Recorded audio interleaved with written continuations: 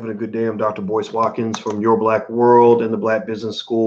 And I thought that I would come in real quick and give you guys some insights into something that I thought was really interesting. I saw a really good interview, very short interview. It was about 10 minutes between Charlamagne the God and Don Lemon. And I can't really say that I'm Don Lemon's favorite person. I can't say he's my favorite person. But it is what it is. But I think that doesn't mean he can't say things that are worth talking about or worthy of respect. Charlamagne is one of my favorite people. I like Charlamagne a lot. I think he's a very smart guy, and I've known him for a long time, and he's always been respectful. So even if I disagree, just know any disagreement is done with complete respect. Now, with that said, please hit the thumbs up button. Please hit the share button. Hit the subscribe button if you haven't done this yet. Also, I'm going to send a text notification out to the family to let them know that we're live. If you want to get a text notification when we go live here on Dr. Boyce TV, which is the home for intelligent Black people, all you have to do is text the word Boyce to 31996. Text Boyce to 31996. So give me 1 second here. Let's see here.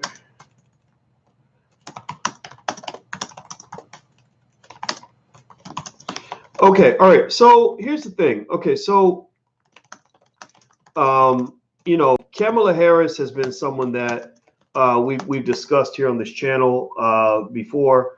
You guys know I have mixed feelings about Kamala. I think Kamala is probably, in my opinion, the most interesting person in the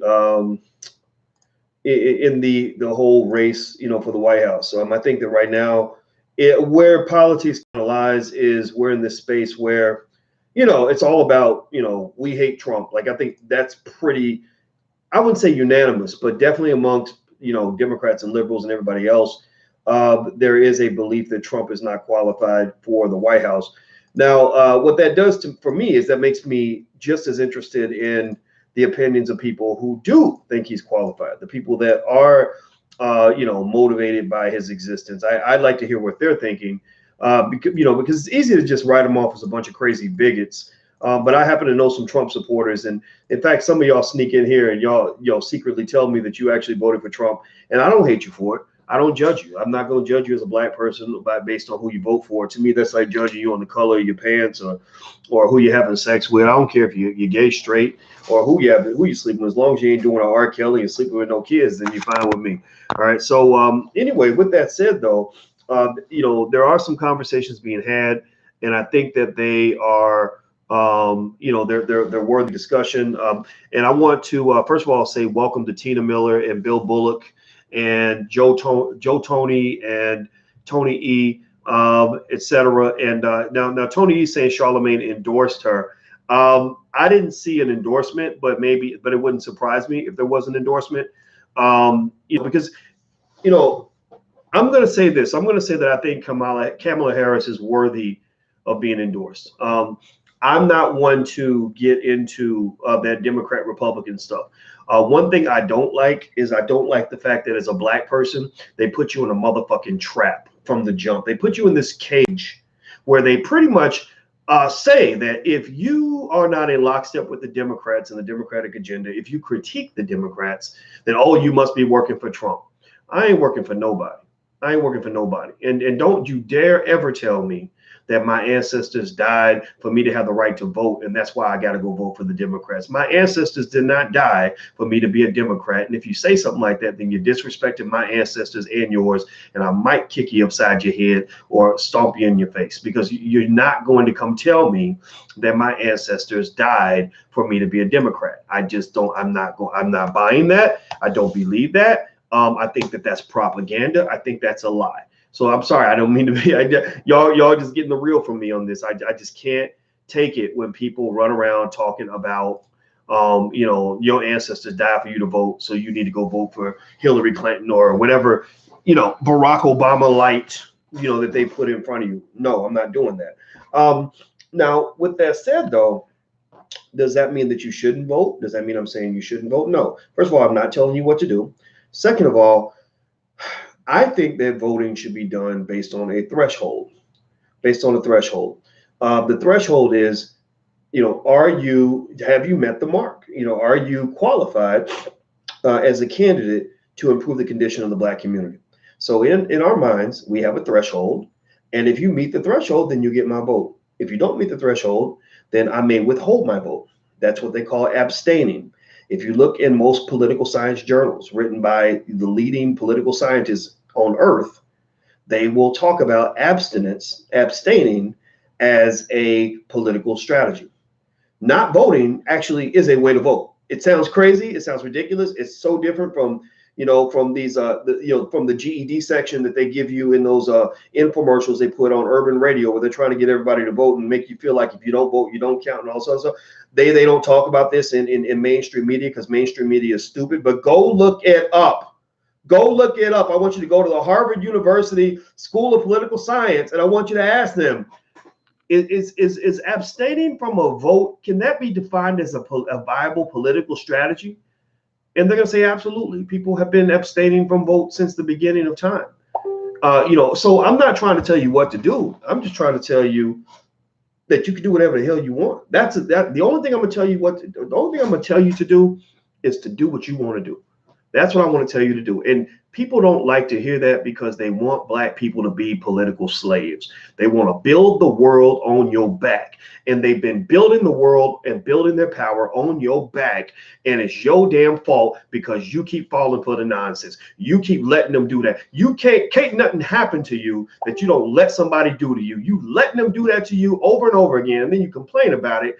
But you don't listen when people tell you this is why they're getting away with it. This is why they're getting away. Was anybody on the channel when we talked about Bernard Arnault? We're going to get back to Kamala Harris in a minute, but y'all know me. I do streams of consciousness. I'm sorry. This is a platform for intelligent Black people. So if this does not fit your attention span, then you need to go to another channel. Bernard Arnault is now the third human being on the planet, the third human being in history to be worth over $100 billion. He's worth over $100 billion. Do you know why his net worth went up $32 billion in 1 year? So in 1 year, he made about 30 times more money than LeBron James is going to make in his whole entire life. So do you know why Bernard Arnault's net worth went up $32 billion in 1 year? Because he owns a lot of luxury brands, two of which Black people love to support. Those two brands are Hennessy, because we love to brag about drinking the Henny, and the other one is Louis Vuitton. We got rappers draped in Louis, draped in Gucci, giving free advertising to any white man selling an overpriced product. Like any white man selling a luxury item, we'll wear your shit for free, because it gives us our self-esteem. We did an analysis on why that happens. How your self-esteem plays into what you buy. Why Black consumers are the leading consumers in terms of spending a disproportionate amount of our income on these items. Why Black people are trendsetters. Why Black people get other people to buy things. So when sales of Louis go up in the white community, it's usually because Black people were wearing it first. Now, why do I bring that up? I bring that up because your political outcomes are deeply connected to your economic outcomes. You are powerless in American politics for similar reasons that you are powerless in American economics. But the thing is, you're not powerless because you have not been blessed with power. God gave you power. You just have been trained to give your power away. If you have power and you hand that power over, then guess what? You'll be powerless. And then you'll say, man, they won't give us no power. Well, that's because you're playing the wrong game. You're not playing the powernomics game. You're not playing the powernomics game. I don't know what you're playing. Maybe you're playing the game of the economic whore. Maybe you're playing the game of the political hoe, the political side chick.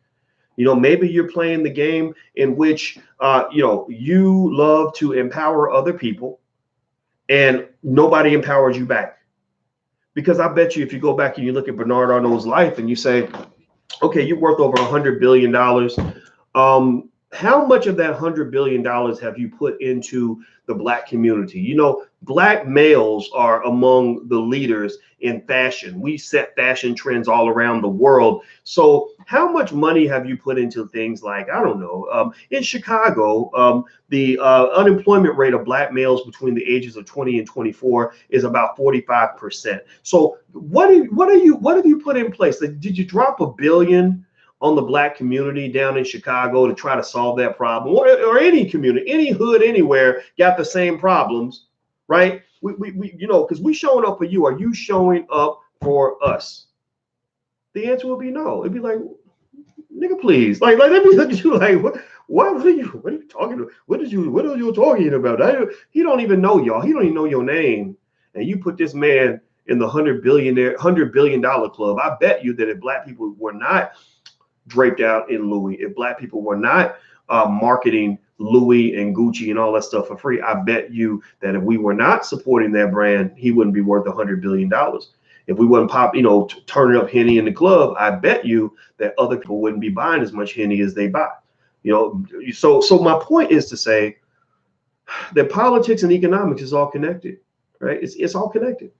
In politics, you see a whole bunch of people with a whole lot of power, and they need you. They have commodified you. You're like gasoline that they put in their car so they can drive to work.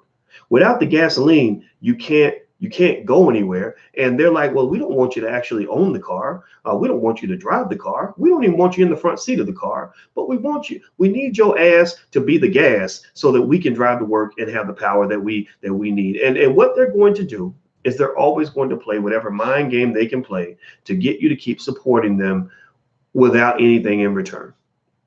So where does that get to Charlamagne and Don Lemon? Hit the thumbs up button. Please hit the thumbs up button. We need you guys to do that. Wherever you're watching, please do that. It helps us work the algorithm and gets more people watching the videos. I don't have $10 million to fund our platform the way they do on CNN or Charlamagne's platform, the Breakfast Club, which he does a great job with. This is all independent. It's all black. It's a black-owned business through and through. So we really need community support. So if you guys can share and hit the thumbs up button and all that stuff, that really helps us get the message out here. We are here for intelligent black people, and I'm pushing intelligent black conversations. That's my dope. I'm slinging intelligence. I'm slinging black intelligence everywhere I can go, and I want to get you hooked. That's my goal. Just call me the dope dealer, and my dope is black intelligence. And I really want I want y'all to be fiending for intellect. I want you to fiend for freedom. I want you to be as addicted to power and prosperity as you are to Louis and Gucci and everything else that's out here. Okay, so that's what I'm doing. So I am your neighborhood dope man, and I'm gonna keep doing this for life. So please hit the thumbs up button. But here's the thing. So let's get back to Charlamagne and Don Lemon. Their conversation was very good. I thought the conversation was intelligent. It actually made me feel good to see two smart black men talking. I don't even like Don Lemon, but I like the conversation. I tell you, last time Don Lemon had me on CNN, I said, this is a trap. I said, I'm not going on that motherfucking show. He ain't trying to have me in there for no good reason. And I went on there anyway, and I found out it was a trap. It was all about his buddy Lee Daniels. And y'all know how I feel about Lee Daniels. And Lee Daniels, first of all, Lee Daniels is mentally ill. I'm convinced of that. I'm convinced that Lee Daniels is a sick motherfucker. And the fact that white folks will take the sickest, most dysfunctional black person and put him in a position to influence the minds of millions of black people explains a lot in terms of why you have crazy ass black people running through our communities, why you got people that are just on some old other stuff. Media is powerful. And I'm just not afraid to say it. I mean, if you read Lee Daniels' bio, I read about these people. I like to know, how did you grow up? Tell me, let me read about your mama. Tell me about your, and when I read some stories about Lee Daniels that made me cringe. I said, oh my God, this man needs a therapist. He needs Dr. Phil, Ayanna Van Zant, and Jesus. Like this man needs a lot because he's a screwed up person. And I remember I called that out, and I remember Don got very upset. I think because he and Lee are friends. So Don had me on to with 3 or 4 other people that all disagree with me, and the goal was, I guess, to discredit whatever I was saying. But it didn't matter. I'll take on whoever. I mean, I feel comfortable with my intelligence, and also I feel comfortable with the truth. Anyway. Don, I don't like Don that much, but I felt like the conversation with Charlamagne was a good one. I do like Charlamagne. I like the fact that Charlamagne, one area where he has changed the game a lot, in my opinion, is by having the Breakfast Club be a venue that all these politicians have to go through, and where he's actually asking them questions that are relevant to Black people. I respect that. I think because you got so many Black people that don't care about Black people, and I like the fact that he's at least trying. Right, he's using his platform to do whatever he does. Now, I'm not going to go as far as he would go in terms of endorsing. Y'all mentioned that he endorsed Kamala. I didn't see an endorsement. All I saw was he mentioned that Trump's presidency set the stage for Kamala to possibly become the first female president, and I don't doubt that. I think that could absolutely be correct. I think Kamala. I've given her a hard time, and I'm always going to question everybody. But if I had to vote, and I told you I'm just not going to support a Democrat or a Republican. But if I had to vote for a Democrat or a Republican, I would vote for Kamala because Kamala has experience.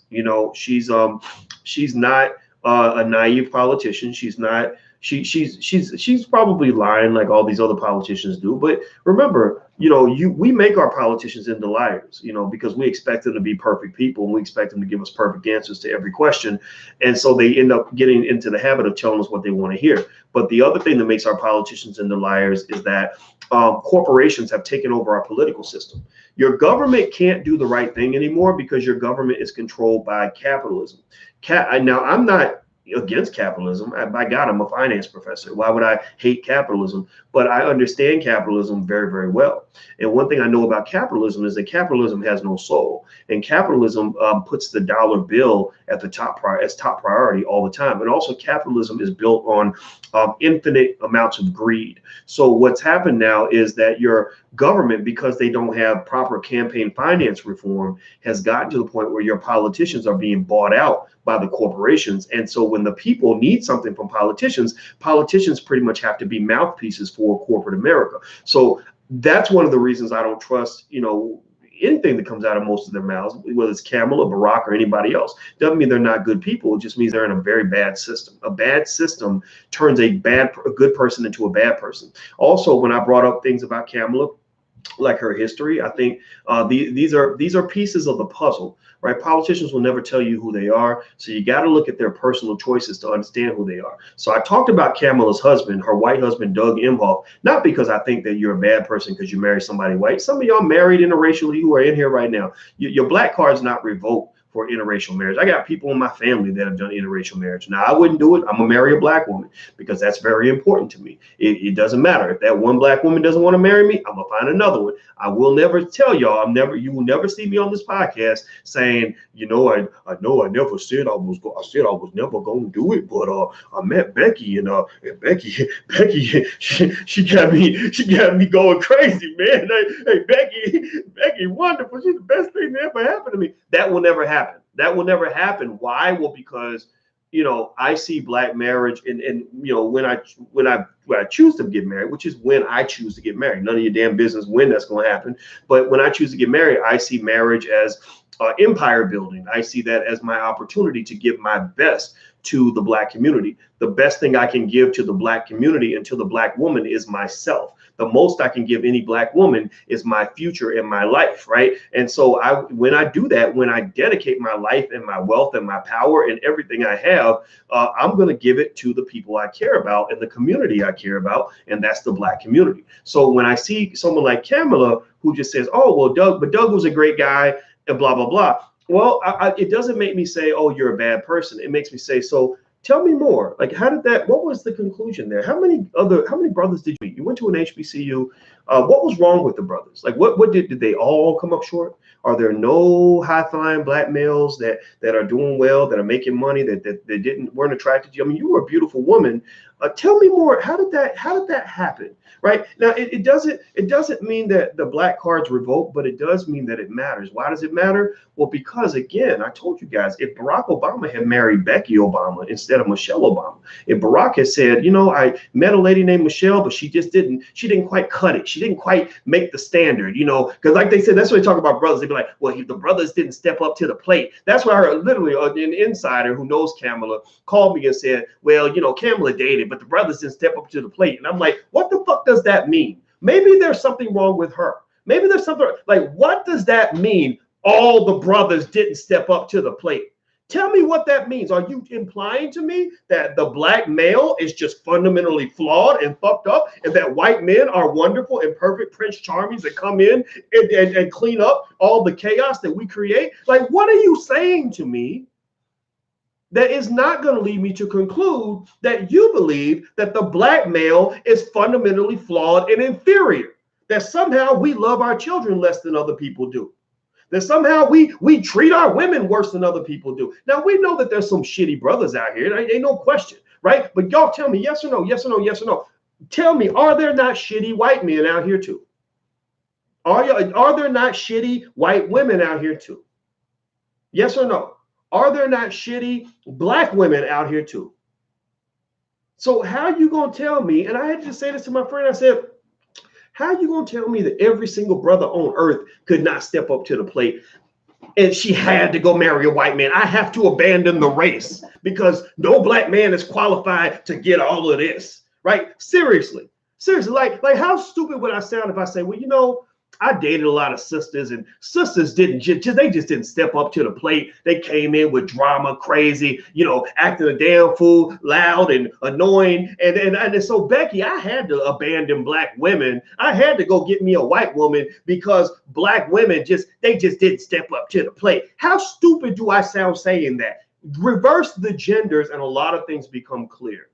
I got this from being a statistician. When you're a statistician, one thing you do in multivariate analysis, meaning something that is affected by multiple variables, is you take one variable and you flip it around. You take the black thing and you make it white. You take the small thing and you make it big, and you shift something. Like you take the black person in the equation and you make them white, and you say, how does this same statement sound coming out of the mouth of a man talking about black women versus when that statement comes out of a black woman talking about the black male? And who told you that the black male is fundamentally flawed? Who told you that? Who told you that it makes sense to abandon an entire race because a few brothers that you met did not step up to the plate? I'm not trying to say that dating is easy and dating is perfect. I'm not trying to say that the dating pool has not been affected by things like mass incarceration led by people like Joe Biden and Bill Clinton and others in their crime bills, which, by the way, these people are still locked up. By the way, you want me to feel bad about little immigrants, immigrants being detained for breaking the law, but yet you have forgotten about Tyrone, who's been locked up since 1994, ain't seen his kids since they were 3. You forget about that, but you're asking me to take time out of my day to go worry about some immigrants, and you got people right here in your damn country living in a real Holocaust, living in a real concentration camp. Tyrone's in prison right now getting raped, and you expect me to feel bad about somebody who just got here last week? I can't do that. Can't do that. Common sense keeps me from doing that. My PhD is not what keeps me from doing it. Me being a big mouth doesn't keep me from doing that. Me being an outrageous black man doesn't keep me from doing that. Common motherfucking sense keeps me from doing that because I'm supposed to care about my own before I care about anybody else. That's what you do. That's what you do. You do the same thing. So why is it a problem when I do that? Why is it a problem when I look out for my people and you've been looking out for your people since forever?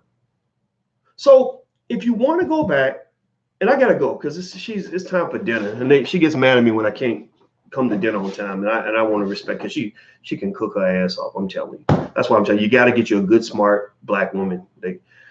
Anyway, when I talk about Kamala and her husband, I've spoken on it, and I don't give a shit about all the people who say, well, you ain't got no right to say that. That's sexist to talk about it. Whatever. Shut up. This conversation's above your pay grade because you're apparently not intelligent enough to understand what I'm saying. But for those who don't get it, who would like to try to understand, I want you to ask yourself this one basic question. Would all them sisters have voted for Barack Obama if he had not married Michelle, if he had married Becky instead of Michelle? The answer is hell to the no. So if they have the right to refuse Obama because he rejected black women, then I would have the right, if I wanted to refuse Kamala Harris because she's rejected black men. That's simple logic. Argue with me in the chat, and I bet you that you're going to lose. Period. I gotta go. I'm out of here, guys. Hit the thumbs up button. Please hit the thumbs up button. Hit the share button. Hit the subscribe button. Also, reminders this week or next week, and I'll be in Chicago doing my investment seminar. You can go to drboycechicago.com if you want to check that out. drboycechicago.com. Next is Los Angeles. I'll be doing the same seminar in Los Angeles. Also, we're going to have Harvest Festival Day in LA. That's drboycelosangeles.com. In September, if you want to be in a place with righteous, intelligent Black people, please consider coming to join us in Houston at the All Black National Convention in Houston. It's going to be awesome the weekend of September 27th. That's allblacknationalconvention.com, allblacknationalconvention.com. Some of the confirmed people we have coming to the convention are Willie D from the Ghetto Boys, who's an extraordinary activist. We've got Vicki Dillard, who's coming in from Fly Nubian Queen.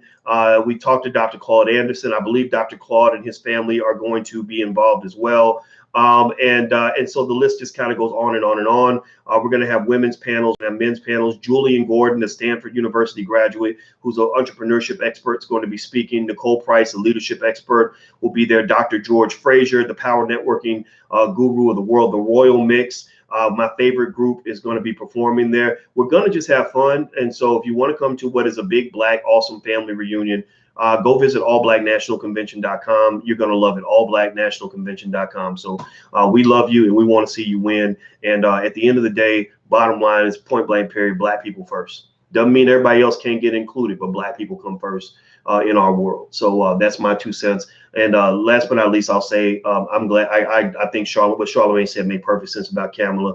I think his endorsement's fine. If you vote for Kamala or Trump or anybody else, I'm not going to judge you as long as you put Black people first. So type that in the chat. Black people first. Black people first. Black people first. Black people first. There we go. I see B1. I think that could be our motto. B1. B and the number one. The number one. Anita Watkins wrote B and then 1. So that's Black people first. That's all. That's where it's at. All right, guys, I'm out of here. Have a good day. I love you. Thank you for hearing me as I let out steam, and I love every single one of you. I'll see you guys soon. Take care. Peace.